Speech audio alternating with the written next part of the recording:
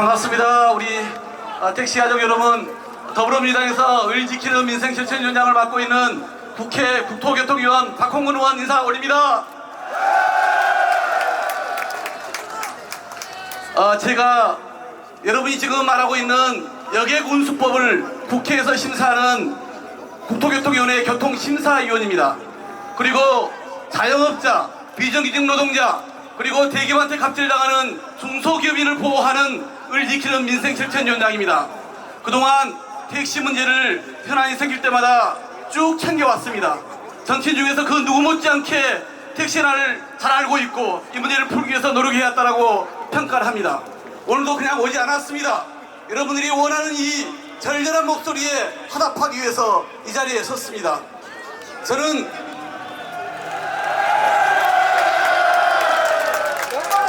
오늘 여러분들이 해주신 이 말씀을 생생히 기억하고 그리고 정부와 국회에서 제대로 반영하기 위해서 노력을 할 것입니다. 제가 오늘 좀 몇 가지 말씀드릴 게 있습니다.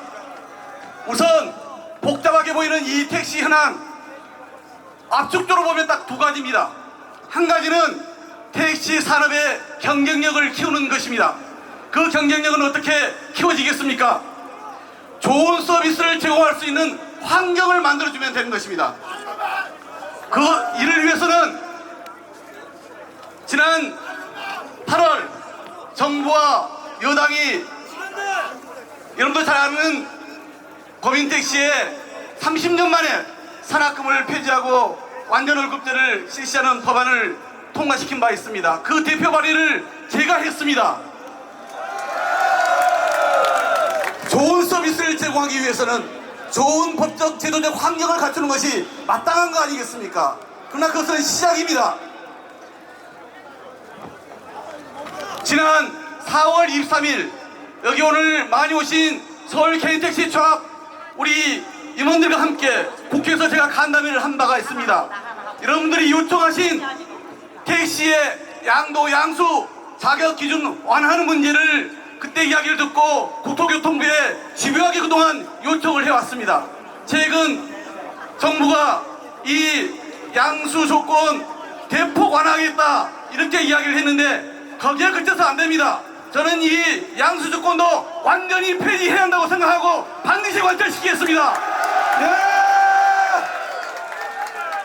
그래야 양도가 활발하게 진행되어서 젊은 사람도 택시도 할 수 있고 그리고 여러분도 택시 가격을 제대로 평가받을 거 아니겠습니까? 두 번째는 택시 산업의 혁신과 상생을 이루어내는 것입니다. 택시 종사자들의 희생을 거쳐서 지난 3월 7일 어렵사리 사회적 타협을 이루었습니다. 그리고 후속으로 타다까지 포함해서 업계의 의견 수렴을 거쳐서 지난 7월 17일 정부는 택시 제도 개선 대책을 발표하지 않았습니까? 이 플랫폼 운송 사업을 택시 제도권으로 가져오는 그 내용이었습니다. 그런데 문제는 타다가 이 어렵게 만든 상생안을 깨려고 하고 있지 않습니까? 이걸 용납해서야 되겠습니까?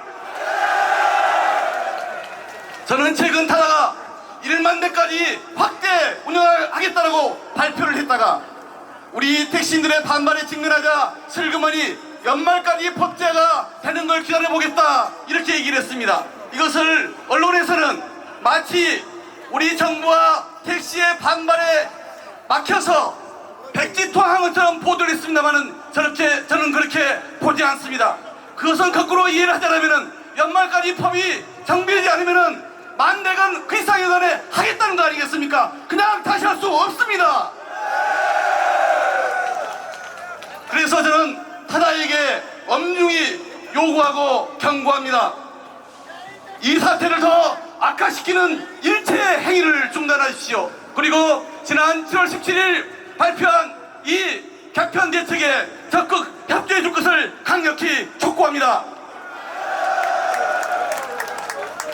타다의 이 일탈 행위를 막고 7월 17일 개편 대책을 이행하기 위해서는 두 가지가 필요합니다.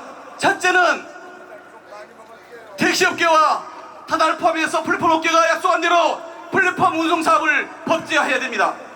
그리고 둘째는 타다의 유사 운송 행위, 영업 행위의 근거가 되고 있는 여객운수법 제18항 이 시행령을 반드시 고쳐야 합니다. 저는 이 두 가지 내용을 담은 여객운수법 개정안을 이미 동료 국회의원 17명의 연서명을 받아서 준비를 마쳤습니다. 오늘 여러분의 의지를 담아서 내일 발의를 하겠습니다. 파이팅! 제가 발의한 내용에는 두 가지의 골자입니다. 조금 전 말씀드린 것처럼 플랫폼 운송 사업을 법제화함으로써 타다도 운수 사업을 하려면 택시 제도권으로 들어와서 허가를 받고 하라는 것입니다. 둘째는 타다의 현재 유사 택시 영업을 금지하는 내용입니다. 제가 이 문제와 관련해서는 지난 7월 국회 상임위에서 김현미 국토부 장관한테 타다가 혁신과 불법의 경계에서 불법으로 이제는 남나들고 질주하고 있는데 이걸 정부가 보다 분명하게 법의 규제를 해야 된다고 요구한 바가 있습니다. 그 영상을 보셨을 겁니다. 이번 법안에 저는 그래서 두 가지를 포함시켰습니다. 그 18조 시행령 18조 1항에 있는 11인승에서 15인승까지의 승합차를 임차하는 사람에게 기사를 알선하도록 외조로 허용하는 것 때문에 타다가 생기지 않았습니까? 이 부분을 관광 목적으로 해서 6시간 이상 대여를 하거나 또는 대여나 반납할 장소를 공항과 항만으로 엄격히 제한해서 운전자 알선을 하도록 했습니다. 또한 한 가지는 이것만으로는 타다가 이 18조 1항이 아니라 18조 2항을 가지고 어떤 조항이 있냐면은 대리운전 업체에 의해서 알선이 허용되는 그런 부분이 있습니다. 그렇기 때문에 자칫 계속 이 조항을 이용해서 유사 영업을 허용할 수 있기 때문에 18조 2항도 음주를 했거나 사고와 같은 신체 부상을 입었을 때, 즉 직접 운전이 불가능할 때만 자동차 임차인, 렌트한 사람이 운전자를 알선할 수 있도록 이렇게 명확하게 규정해서 제2의 타다의 출현을 막아내겠습니다.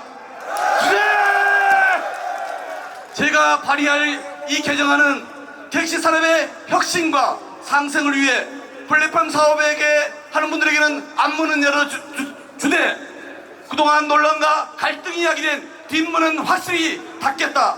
혁신과 상생을 위한 정말 가장 현실적인 대안이라고 판단합니다. 저는 오늘 우리 서울 개인택시 조합원을 포함한 여러 택시 종사자들께 약속을 합니다.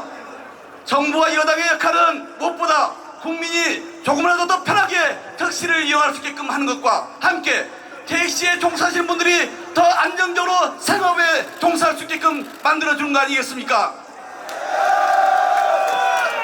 그런 점에서 이제는 플랫폼 운송 사업을 법제화함으로써 타다를 제도권 안으로 편입시키고 타다에 나은 서비스가 있다면 그것을 확산시키면서 승객들에게는 서비스로 경쟁하게끔 하는 것이 옳습니다. 그리고 플랫폼과 택시가 서로 협력하면서 운송 시장을 확대하는 것이 바로 상생입니다. 오늘 여러분께서 주신 이 말씀을 새기면서 만약 타다가 이러한 부분에 계속 비협조적으로 나오면서 상생안을 파기하려고 한다면 타다 금지법이라도 반드시 최우선적으로 통과시키기 위해서 최선을 다하겠습니다. 우리 택시인들께서는 앞으로도 질 좋은 서비스와 그리고 우리 국민들의 교통 편의를 위해서 또 안전 운행을 위해서 서울 시민과 국민들의 발이 되어 주실 것을 간곡히 부탁드리면서 저희 인사 말씀을 마칩니다. 고맙습니다.